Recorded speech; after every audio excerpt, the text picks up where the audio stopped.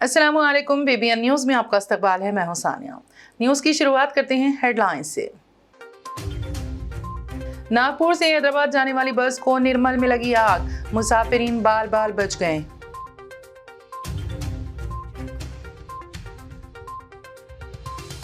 Telangana RTC का 350 electric बसें खरीदने का फैसला। हैदराबाद आरटीसी जोन के 28 डिपोज में चार्जिंग सेंटर्स कायम करने का जायजा।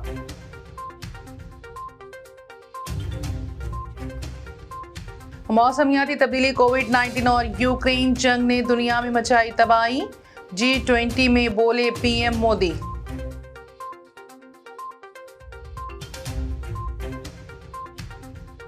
और भारत के प्राइवेट सेक्टर की तरफ से तैयार करदा पहला रॉकेट आज किया गया लॉन्च।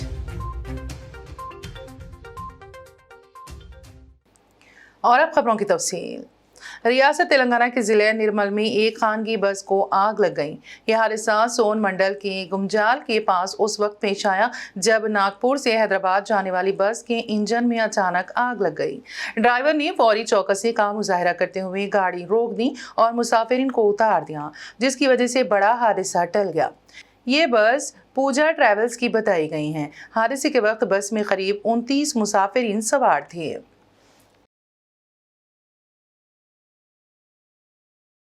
शहर हैदराबाद में बढ़ते हुए इलेक्ट्रिक बसों के पेश नज़र तेलंगाना आरटीसी ने ईओ चार्जिंग सेंटर्स पर अपनी सारी तवज्जो मरकूज कर दी है। तेलंगाना आरटीसी की जानिब से आइंदा 2 या 3 माह के दौरान ग्रेटर जोन के हुदूद में 28 आरटीसी डिपोज में ईवी चार्जिंग स्टेशन कायम करने का जायजा लिया जा रहा है। अहदेदारों की जानिब से एक डिपो में 5 या 10 चार्जिंग स्टेशन कायम करने पर गौर किया जा रहा है। आरटीसी की जानिब से खरीदी जाने वाली 350 बसें, इलेक्ट्रिक बसों में 50 बसें ग्रेटर जोन में और 300 बसें करीबी अजला में चलाने का मंसूबा तैयार किया गया है। फिलहाल 39 इलेक्ट्रिक बसें शहर के मुख्तलिफ इलाकों से शमशाबाद एयरपोर्ट तक चलाई जा रही हैं। उनकी चार्जिंग के लिए मियाँपुर और कंटोनमेंट डिपोज में 10 चार्जिंग पॉइंट्स का क़याम अमल में लाया गया है। तेलंगाना आरटीसी की जानिब से डीजल की जगह इलेक्ट्रिक बसों की तादाद में इजाफा करने का मंसूबा तैयार करते हुए काम किया जा रहा है, जिसकी वजह से चार्जिंग स्टेशंस की मांग में इजाफा हो गया है।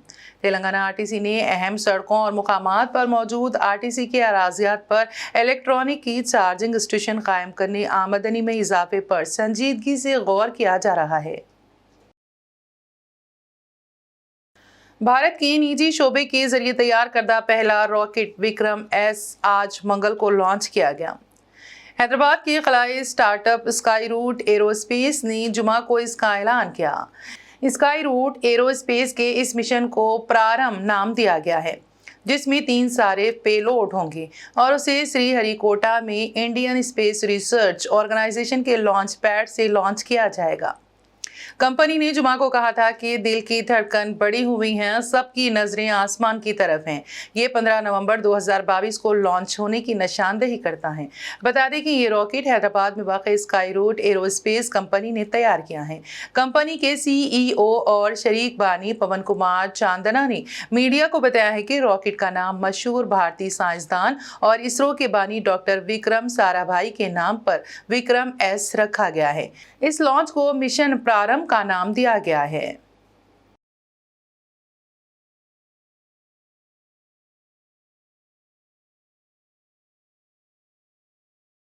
G20 सरबराही सालाना इजलास मंगल को इंडोनेशिया के शहर बाली में शुरू हुआ, जिसमें कोविड-19 आलमी वबाई मर्ज से दरपेश चैलेंजेस और यूक्रेन पर रूस के हमले पर तबादला ख्याल किया गया।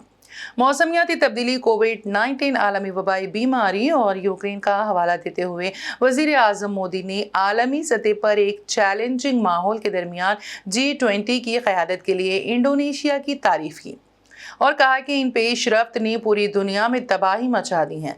वज़ीर आज़म नरेंद्र मोदी ने सरबराही G20 इजलास में कहा है कि मैंने बारहा कहा है कि हमें यूक्रेन में जंगबंदी और सिफारतकारी के रास्ते पर वापस आने का रास्ता तलाश करना होगा। कोविड आलमी वबा के बाद एक नया आलमी निज़ाम बनाने की जिम्मेदारी हमारे कंधों पर है। आज देगलूर में 25वां सालाना सिल्वर जुबली कुल हिंद अदबी मुशायरा किया गया। तफसीलात के मुताबिक हर साल की तरह इस साल भी ज़ेरे एहतराम बज़्म तनवीर अदब देगलूर इश्तिराक मौलाना आज़ाद एजुकेशन सोसाइटी देगलूर नगर परिषद की जानिब से देगलूर के रिफाई गार्डन में किया गया, जिसमें मुशायरे का इफ्तिताह कांग्रेस के रुकन असेंबली जितेश अनीता पवरकर ने सिल्वर जुबली के शम्मा रोशन करके मुशायरे का आगाज़ किया, जिनमें ज़ेरे सदारत फ़ख्र महाराष्ट्र मौलाना हाफिज नदीम सिद्दीकी साहब सदर जमीयतुल उलमाए हिंद महाराष्ट्र ने इस मौके पर 3 उर्दू किताबों का रस्मी इजरा अंजाम दिया, जिसमें नातिया मजमुआ कलाम हुरूफ नूर काजी इदरीस अली सहर और दूसरी किताब लिखी गई उर्दू की खुशबू सैयद कासिम साजिद इंजीनियर और तीसरी किताब अक्स कमर जिनको लिखा गया मरहूम डॉक्टर जुबैर अहमद कमर। इस मौके पर शुरा-ए-इकराम ने अवाम में अदबी मुशायरे में अवाम का दिल जीत लिया। इस मौके पर शुरा-ए-इकराम ने अवाम में अदबी मुशायरे में अवाम का दिल जीत लिया। इस मौके पर अवाम की कसीर तादाद मौजूद थी। इस मौके पर देगलूर के साबिक़ सदर बल्दिया एम लाजी अन्ना शरीफ मामू निसार देशमुख के अलावा कसीर तादाद में लोग मौजूद थे। सरहदों पर इन्हें जरूरत नहीं दवा की, मिले हैं ये जख्म सरहदों पर, इन्हें जरूरत नहीं दवा की। मैं अपने जख्मों पे मसीहा वतन की मिट्टी लगा रहा हूं। मिले हैं ये जख्म सरहदों पर। तेलंगाना ट्रैफिक पुलिस की जानिब से स्पेशल ड्राइव मुहिम का आगाज किया गया। तफसीलात के मुताबिक शहर हैदराबाद के नामपल्ली और एबिट्स पुलिस ने स्पेशल ड्राइव के दौरान गाड़ियों की तलाशी ली। इस दौरान पुलिस ने स्पेशल ड्राइव के तहत बिना हेलमेट गाड़ी चलाने वालों और बगैर नंबर प्लेट वाली गाड़ियां, पोल्यूशन इंश्योरेंस, आरसी नंबर और तमाम दस्तावेजात की जाँच की गई। नामपल्ली और एबिट्स पुलिस ने इस कार्रवाई को बाखूबी अंजाम दिया। इस दौरान अवाम में शऊर बेदारी की गई और उन्हें ट्रैफिक रूल से वाकिफ करवाया गया।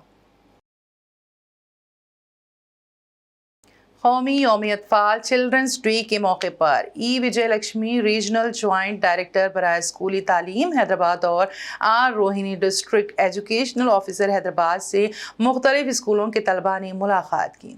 इस मौके पर मज़कूरा ओहदेदारों ने बच्चों को फूल पेश किए और मुबारकबाद देने के अलावा नेक तमन्नाओं का इजहार किया।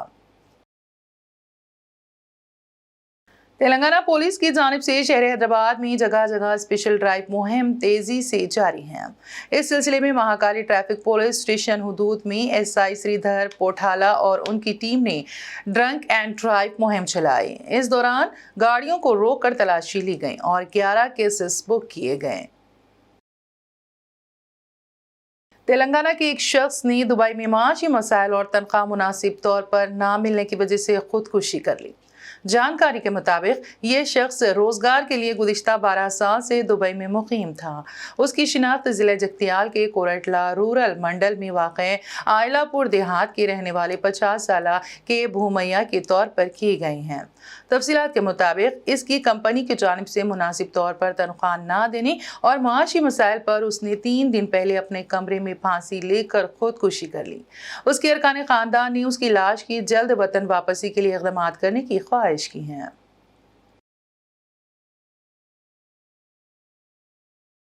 बीजेपी ने गुजरात असेंबली इंतखाबात के लिए अपनी 12 उम्मीदवारों की चौथी फहरिस्त जारी की, जिसमें ए ठाकुर को राधनपुर की जगह जनूबी गांधीनगर से मैदान में उतारा गया। उम्मीदवारों के नामों को बीजेपी की सेंट्रल इलेक्शन कमेटी ने 9 नवंबर को मंजूरी दी थी। बीजेपी ने पहली फहरिस्त में 160, दूसरी फहरिस्त में 6, तीसरी फहरिस्त में 1 और चौथी में 12 उम्मीदवारों का ऐलान किया है। इस तरह अब 179 उम्मीदवारों का ऐलान किया गया है। गुजरात असेंबली की कुल 182 सीटों के लिए वोटिंग 2 मरहलों में 1 और 5 दिसंबर को होगी और वोटों की गिनती 8 दिसंबर को होगी। और अब आखिर में एक नजर हेडलाइंस पर। नागपुर से हैदराबाद जाने वाली बस को निर्मल में लगी आग, मुसाफिरीन बाल बाल बच गए।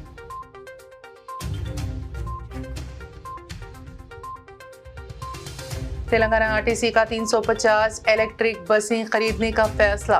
हैदराबाद आरटीसी जोन के 28 डिपोज में चार्जिंग सेंटर्स कायम करने का जायजा।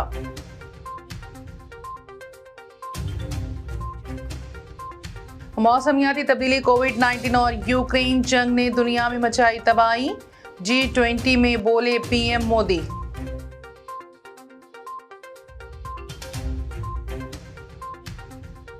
और भारत के प्राइवेट सेक्टर की तरफ से तैयार करदा पहला रॉकेट आज किया गया लॉन्च।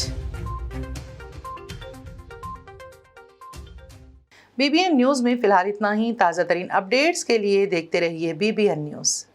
बीबीएन चैनल के व्यूअर्स के लिए एक अहम इत्तला। अब बीबीएन चैनल का टेलीकास्ट भारत भर में हो रहा है। हमारे व्यूअर्स भारत में कहीं भी टीवी पर अब बीबीएन चैनल देख सकते हैं। स्क्रीन पर बीबीएन चैनल की टेलीकास्ट डिटेल्स दस्तयाब हैं। इसके अलावा भारत भर में किसी भी एरिया में अगर आप बीबीएन चैनल देखना चाहते हैं तो आप अपने केबल ऑपरेटर को इसके लिए कह सकते हैं। आपकी डिमांड पर वो ज़रूर बीबीएन चैनल टेलीकास्ट करेंगे, क्योंकि बीबीएन एक फ्री टू एयर चैनल है। इसके लिए आपको सिर्फ हमारे दिए गए नंबर पर केबल ऑपरेटर से कॉल या व्हाट्सएप पर मैसेज करवाना है।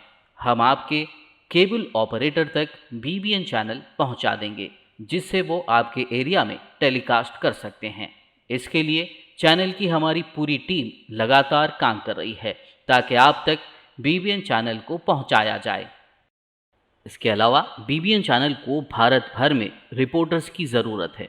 अगर आप सहाफ़ी हैं और बीबीएन चैनल से जुड़ना चाहते हैं तो आप भी दिए गए नंबर पर रब्त कर सकते हैं।